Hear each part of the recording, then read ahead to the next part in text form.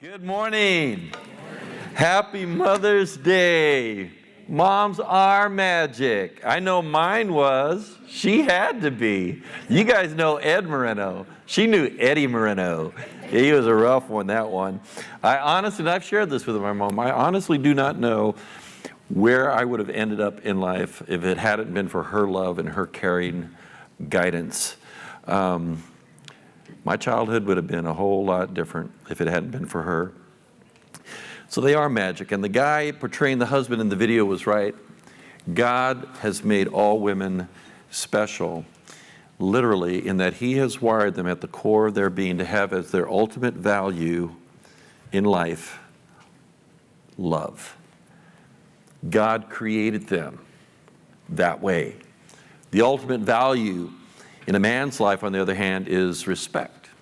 God created men that way.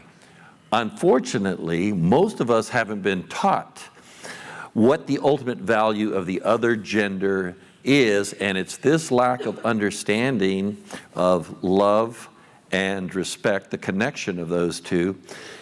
It's not understanding that results in couples getting on the crazy cycle of conflict that we've been learning about in this current message series that's simply called Love and Respect.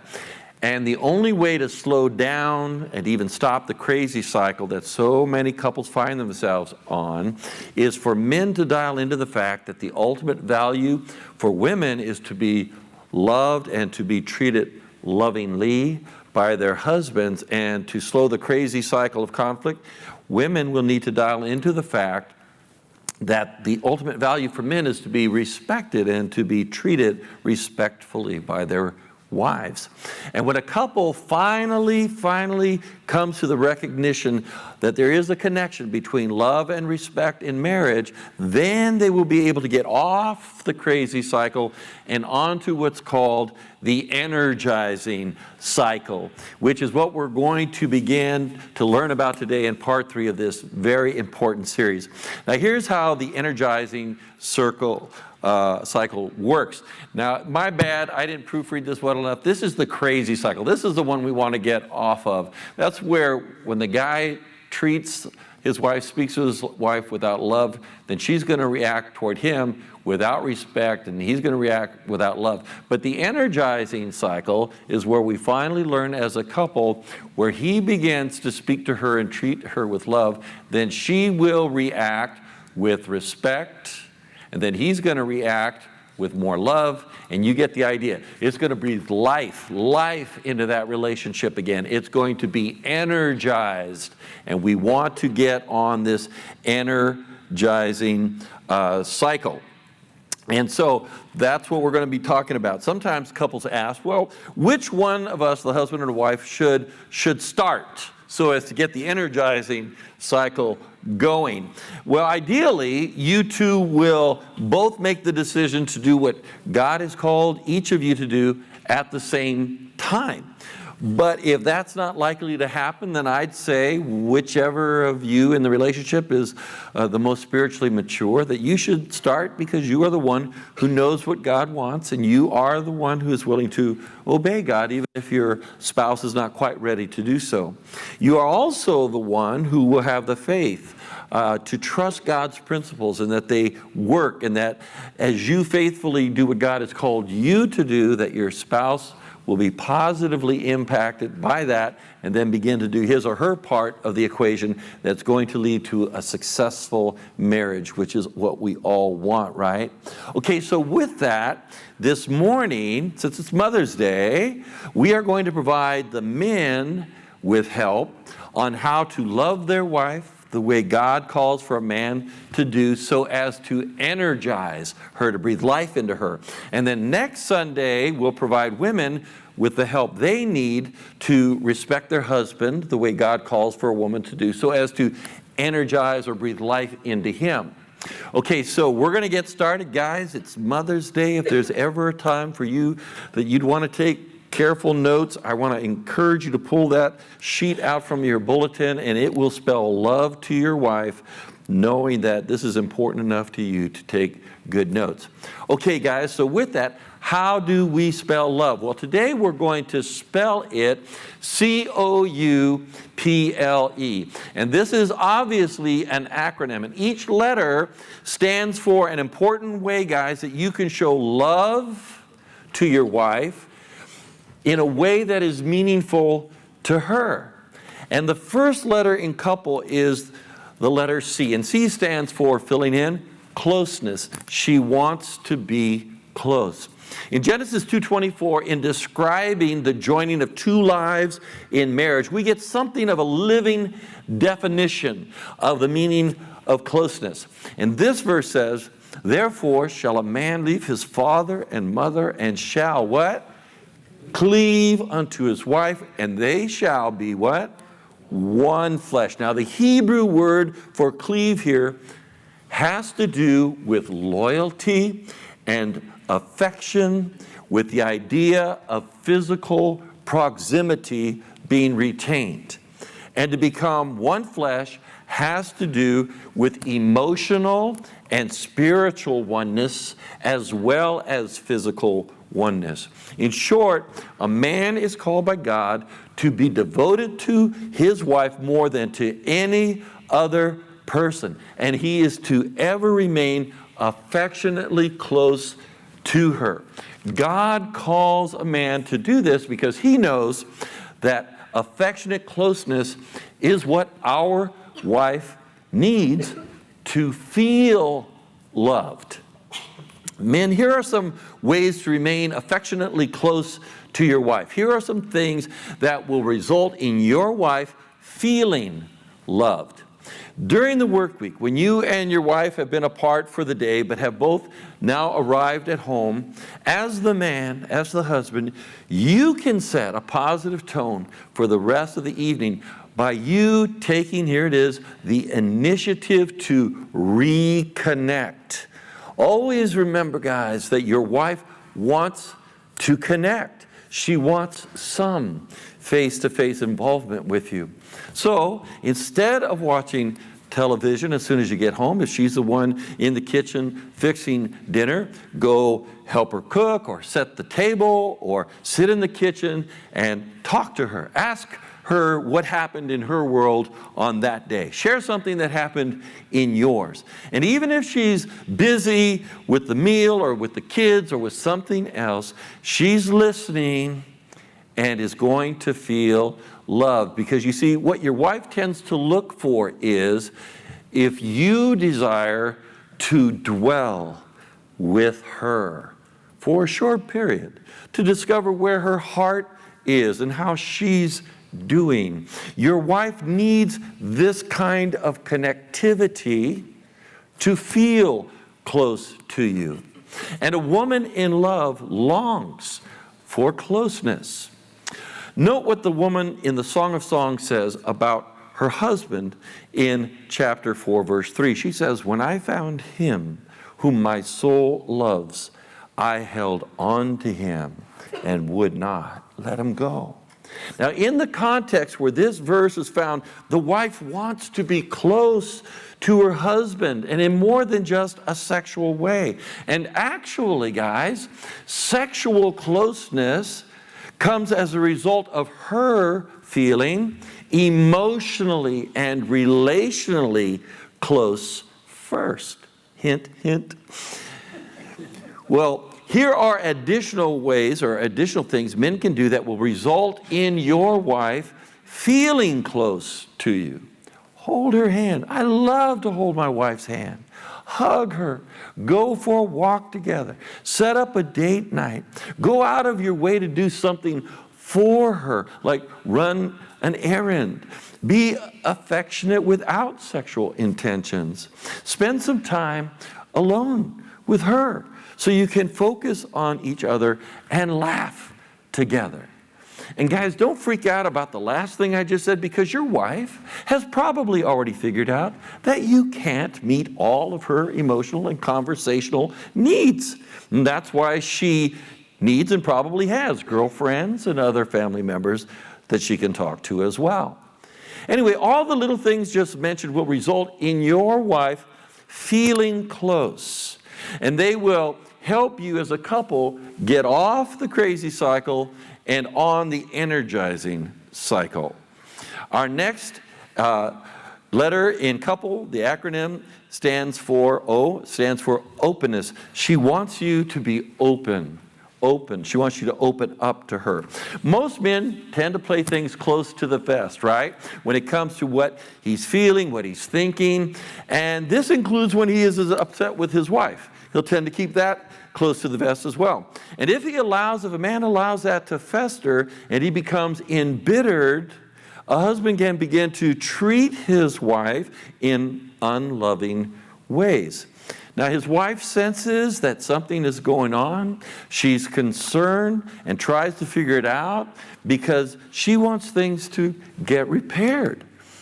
Guys, if we are actually mad at our wife, we need to take care, because when that begins to spill out in unkind behavior toward her, that's not a good thing.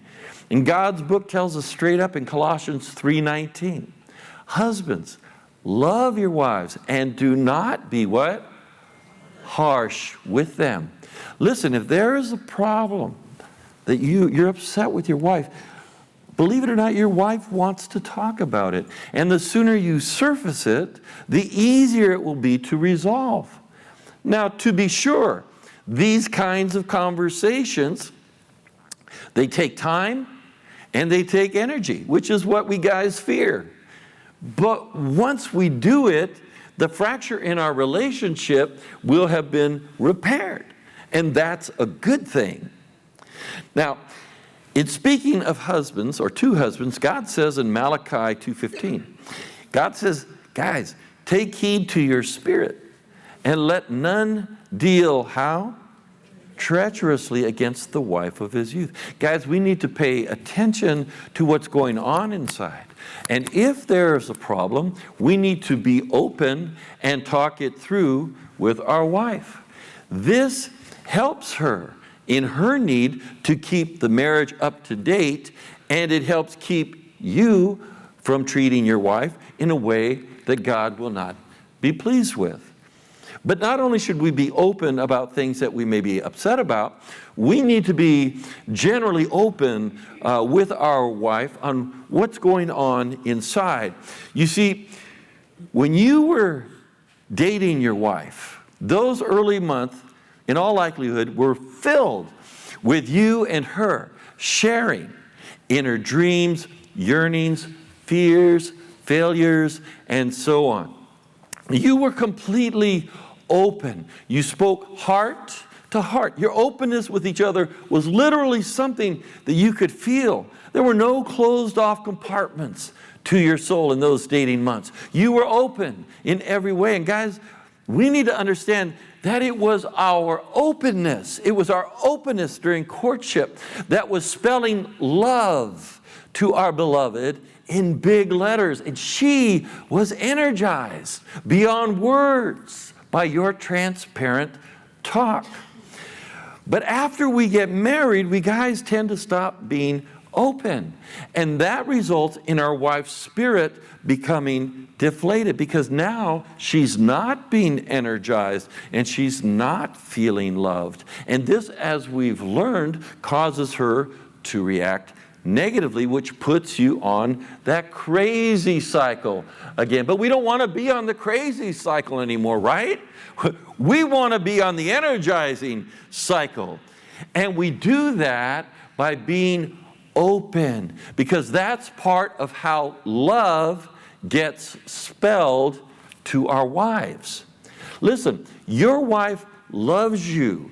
Your wife needs to know what's going on so that she can connect with your heart and so that she can keep the marriage up to date, which we've said in this series is a very high value for her.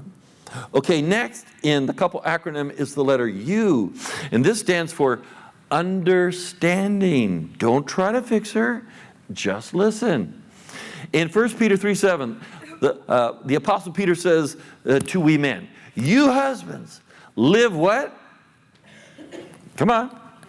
Is it up there?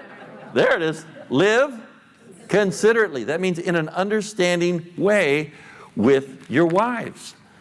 Men, we may never completely understand women any more than women will ever understand men completely, but we can and we are instructed by God, to live with our wives in an understanding way. So how do we do this? How can we be understanding as husbands?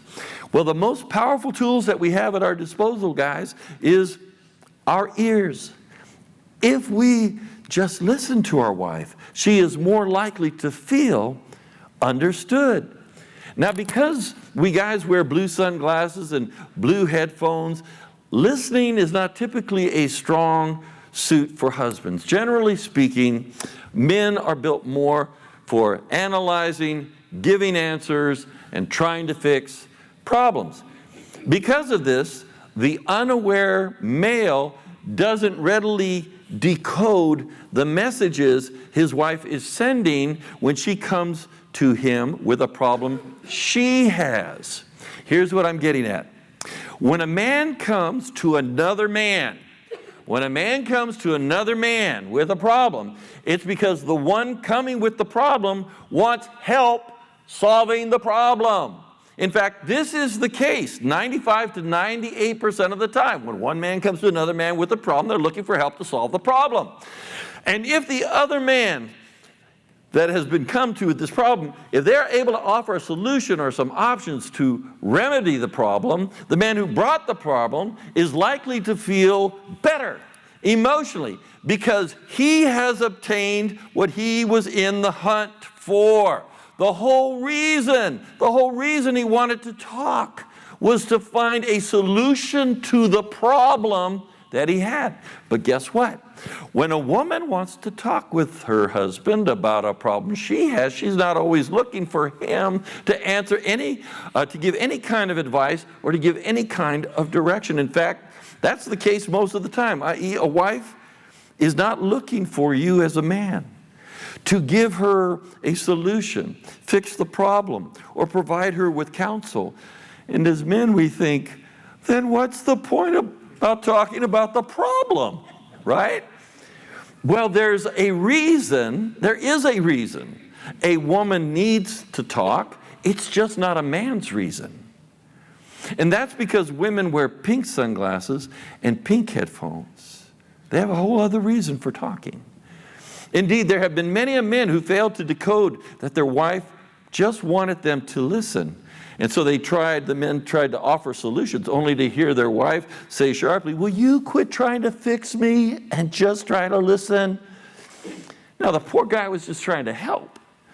But it's at this point that the husband just needs to throttle back a little bit. Further, guys, when our wife comes to us with a problem, when she comes to us with a problem, in many cases, she already knows what she needs to do. But she's coming, here it is, she's coming to share, to feel understood, and to communicate for an entirely different purpose than men do. You see, we men tend to communicate for only one reason, and that's to exchange information.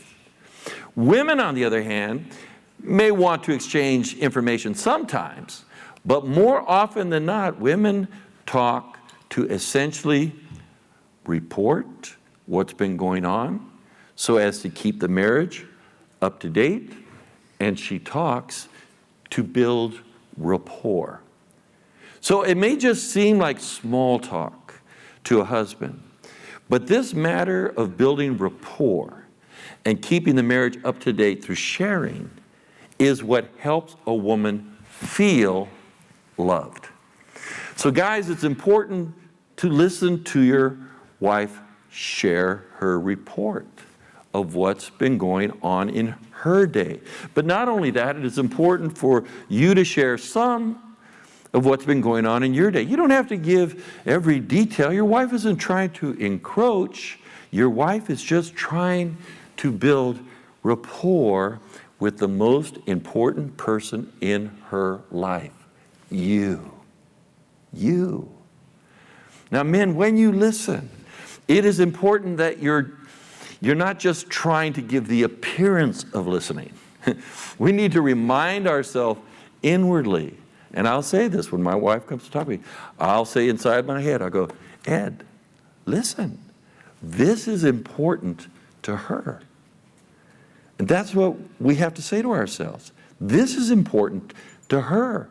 And so we need to pay attention to what our wife is saying.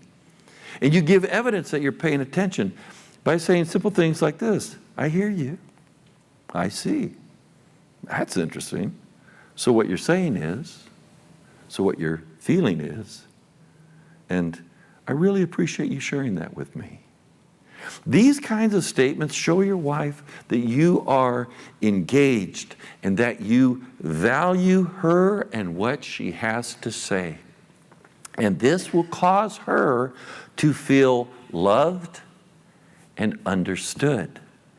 Now, wives, please keep in mind, in all that I just said, your husband can only do this for so long in a single sitting. Okay? So maybe try keeping your sharing to no more than 15 minutes a pop per day. Seriously, I'm just saying, he's trying. But remember, he's only a man. And 15 minutes is a heroic effort on his part.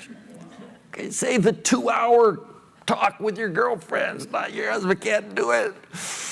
Okay, the next letter in our, you guys baby for that later. Okay, the next letter in our couple acronym is the letter P. And this stands for peacemaking. She wants you to say, I'm sorry. Now, as we've said a number of times this week and last, our wife needs to feel connected to us. And our wife feels loved by us when we do things that result in such connectivity. I mean, even as men who wear blue sunglasses and blue headphones, we can probably see how being open and living with our wives in an understanding way, and how doing little things like holding our wife's hand can create closeness or connectivity that she needs and that causes her to feel loved by us. Even we men can probably see that. But there is another way that this connectivity comes about that we men may not readily see, but that may be the most important practice that we've mentioned thus far that we men need to implement in our marriage. And that practice is our saying, we are sorry for our role, the role we played in a conflict that we've had with our wife. We as men need to understand that women cannot just drop it. They cannot just drop stuff like most men can. There has to be genuine apologies or I'm sorry statements made by us before our wife can feel that the breach in our relationship caused by a fight can truly be mended and her soul feel connected to us again. Men, even we know that when there's tension between ourselves and our wife, we are not able to be at peace. And we cannot really feel connected to her any more than she can feel connected to us. But whereas after some time passes, we men, generally, we can just let things go after some time passes and feel close to our wife again. But here's the thing. Most women do not have that same capacity. Women are not wired like that. And that's why our wife will bring up stuff that happened months ago because she's still not at peace. And thus she is unable to feel close to you like she wants and needs to be. And so the problem is not resolved for her, even if it's resolved for you. And we men need to understand that. And here's something that all of us, men and women, need to understand. Folks, every marriage has conflict. Every marriage. Mine has conflict. Yours has conflict. If you're one of those idyllic people who has not been together long enough to have any conflict, it's coming. It's coming. Conflict is unavoidable in a marriage relationship. But conflict doesn't have to drive couples apart. In fact, when we come together with our wife to resolve the problem, and men confess our role in the conflict and ask for forgiveness, the result is going to be that we will become even closer with our spouse than we were before the conflict. Guys, when your wife knows you two are at peace, it is a very precious and powerful thing. So we as men must learn to apologize. And I know that we guys fear doing that because we think that it will result in our losing respect. But that's not how women look at it. No, when women say, I'm sorry, to them, it increases love. So guys, when your wife brings things up that happened months ago, things that she feels you did or said to her that were unloving, guys, she's not trying to pick a fight. I know you think that, but she's not trying to pick a fight. No, what she's trying to do is get close to you and thus increase love. She's trying to feel connected to you. And she can't do that until she feels the problem is resolved, and she can't feel that way until you authentically tell her you're sorry. And so for every husband who wants fewer ongoing arguments, the path to take is clear. You must learn to simply say, honey, I am sorry. Will you forgive me? I really didn't mean to do that. We need to learn to say that. Okay, the next letter in the couple acronym is the letter L, and this stands for, filling in, loyalty. She needs to know you are committed. In almost every marriage, wanting reassurance about her husband's love, a wife will ask, how much do you love me? Will you love me when I'm old and gray? Will you love me if I get Alzheimer's? Guys, when your wife asks such questions, it's not time to have a little fun at her expense. It's not time to say things like, what's the matter? You afraid I'm going to trade you in for a younger model? Don't do that. Don't do that. Don't do that. Now, a wife may know that her husband is kidding, but he's just clamped down on that air hose that we spoke of in part 1, and she can't breathe. For when she asks, do you love me? A wife is not looking for information. A wife is looking for reassurance. The wise answer when she asks, do you love me, is, of course. Of course I love you, and we're going to grow old together, you and me. She may ask, why do you love me? Or what is it about me that you love? She wants to draw this out of you because as her husband, your reassurance energizes her. The point is that a woman must have reassurance from you about your loyalty. I mean, have you ever considered how difficult it is for a wife in today's sex-crazed, pornography-riddled, swimsuit edition world?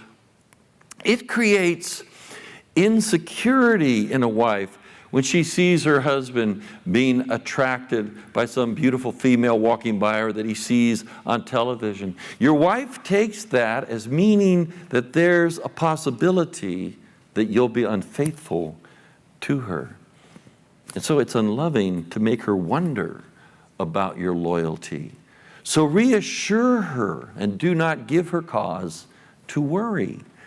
And take to heart these admonitions from Scripture. The first is from Proverbs 8:15, and this verse says, and this is to husbands, drink water from your own cistern, running water from your own well. The two nouns, cistern and well, in this verse are referring to one's wife. And the directive that is being couched here in poetic form is that a man is to be sexually loyal to his wife. A second admonition that we men would be wise to take to heart has to do with how God will remove his blessing from our life as a man, as a husband, if we are disloyal to our wife. In Malachi 2:13 through 15, husbands are told, "You cover the Lord's altar with tears, weeping and groaning because he pays no attention to your offerings and he doesn't accept them with pleasure. You cry out, 'Why has the Lord abandoned us?' I'll tell you why. Because the Lord witnessed the vows you and your wife made to each other on your wedding day when you were young, but you have been disloyal to her, though she remained your loyal companion, the wife of your marriage vows. Didn't I, the Lord, make you one with your wife? I, the Lord, ratify, consecrate, seal the marriage covenant," which God does. "In body and spirit, you are his. So guard yourself. Remain" what? "Loyal to the wife of your youth." Guys, you show love to your wife by being loyal to her and by reassuring her, assuring her of your loyalty. This energizes her and it keeps you right before God. Okay, the final letter in a couple acronym is the letter E. This letter stands for, filling in, esteem. She wants you to honor and cherish her. In the Old Testament, in the Song of Songs, to his wife who has a modest appraisal of herself, a husband says, "How beautiful you are, my darling. Oh, how beautiful you are. Like a lily among thorns is my darling among the maidens. Arise, my darling, my beautiful one, and come with me. My dove, show me your face. Let me hear your voice." In the Song of Songs, it is so meaningful to the young bride to know that her husband cherishes her and wants to be with her. He is communicating all of this directly to her so that she'll know how he feels in his heart. And she is deeply moved and drawn to him because of this. And then in the book of Proverbs, we learn of a husband who praises and honors his wife publicly as well as privately. In Proverbs 31:28 and 29, we are told, "With great pride," her husband says, "there are many good women, but you are the" what? Best. You're the best. Men, the level of self-esteem that a wife has is going to be significantly affected by how much she senses that her husband esteems and cherishes her. Men, as husbands, we tie our self-image primarily into who we are in the workplace and into our accomplishments and conquests. But your wife, however, ties her self-worth primarily into who she is in the family. Yes, in today's world, many women have careers and very important positions outside the home, but for most of them, their self-worth is still primarily tied to how they feel they are doing as a mom and how their husband feels about them. As one woman who was the vice president of a major airline, she told Dr. Emerson Eggerichs, author of the book Love and Respect, this vice president of a major airline, she said to him, "At the end of the day, all that's important to me is that he loves me and values me. That's what I want more than anything else." Guys, we show that we cherish our wife by remembering her birthday, our anniversary, Valentine's Day. We show that we honor and cherish her by praising her in front of others, by letting her know what a great mom we think she is, by letting her know that we appreciate all she does for us and the family, and by letting our wife know that we love her for who she is and not just for what she does. Men, cherishing and honoring your wife, esteeming her, energizes her and makes her feel loved. Indeed, each of the things that the 6 letters in the acronym COUPLE, each of those 6, they spell love to your wife. They spell love to your wife in ways that are meaningful to her. And guys, it's the way God says that we are to love our wife.